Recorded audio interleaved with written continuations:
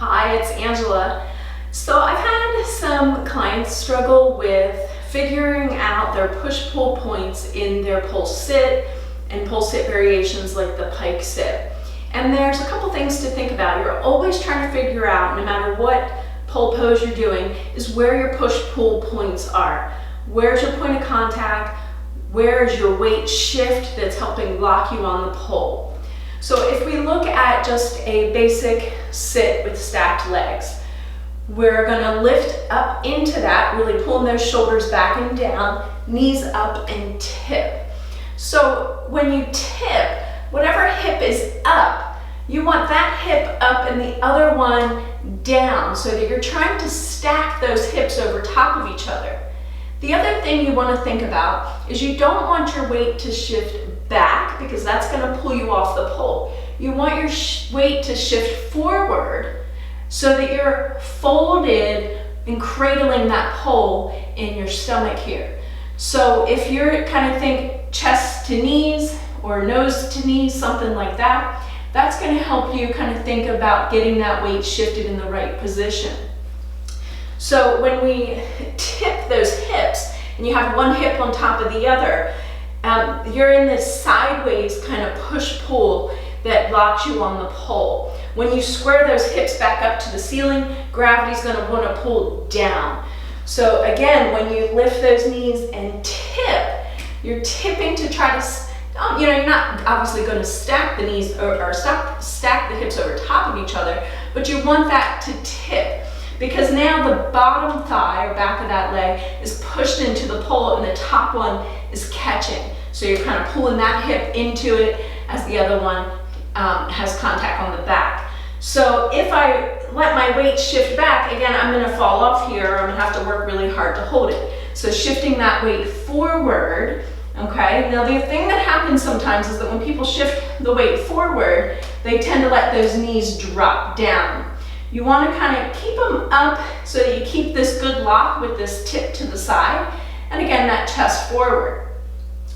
So whether your legs are straight out in the pike, whether they're folded back and tucked in that position, it's the same thing. And looking at it on this side, just for a different view, again, I would lift those knees up and tip. So again, I'm tipping, kind of folding at that hip pretty good so that my weight is balanced.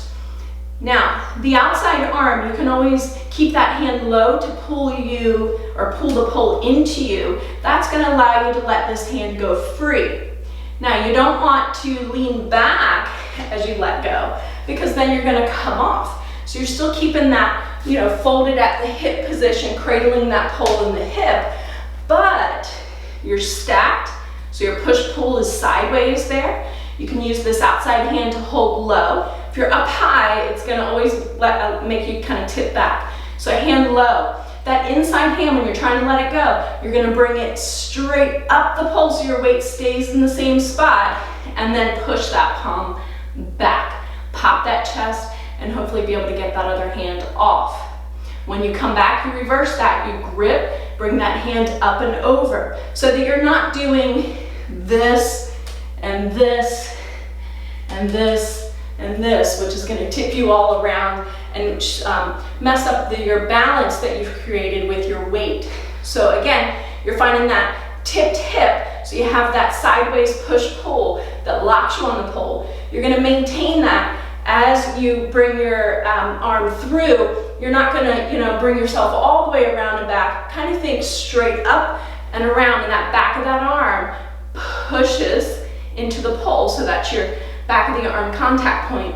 Popping that chest helps lock you on the pole, and it pushes those hips in so that you can hopefully let go with both arms. And then again, you're going to rewind it. So shoulders down, lift, tip. Okay, so I'm folded at that hip, squeezing the inner thighs. I have that inside hip up higher than the outside hip. My weight is shifted forward. Now one thing too, if you have bigger chest, okay, you got to keep that in mind. You want that weight to shift forward, kind of bring your boobs around, okay? If you're grabbing, or maybe you're not even grabbing, okay? But you're still trying to keep, as the arms are moving, you're keeping this all locked in place. Okay?